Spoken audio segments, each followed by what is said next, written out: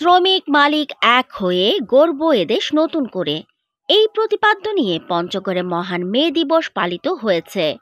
পঞ্চগড় থেকে আব্দুর রহিমের প্রতিবেদনে দেখুন বিস্তারিত। এই উপলক্ষে গতকাল বৃহস্পতিবার ১লা মে সকাল ১০টায় পঞ্চগড় জেলা প্রশাসকের কার্যালয়ের সামনে বেলুন উড়িয়ে মহান মে দিবস উদযাপন করা হয়।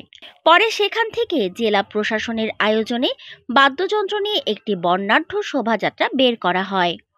এতে জেলা প্রশাসক মোহাম্মদ সাবেত আলী, সহকারী পুলিশ সুপার সাইমুল সাংমা, জেলা বিএনপির আহ্বায়ক জাহিরুল ইসলাম কাচ্চু, জেলা জামায়াতের আমির ইকবাল হোসাইন, জামায়াতের সেক্রেটারি মাওলানা দেলোয়ার হোসাইন, গণ অধিকার পরিষদের আহ্বায়ক মাহফুজার রহমান সহ সকল শ্রমিক সংগঠনের শ্রমিকরা অংশ নেন।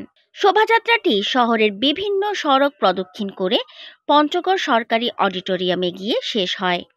শোভাযাত্রা শেষে সরকারি অডিটোরিয়াম হলরুমে আলোচনা সভা অনুষ্ঠিত হয়।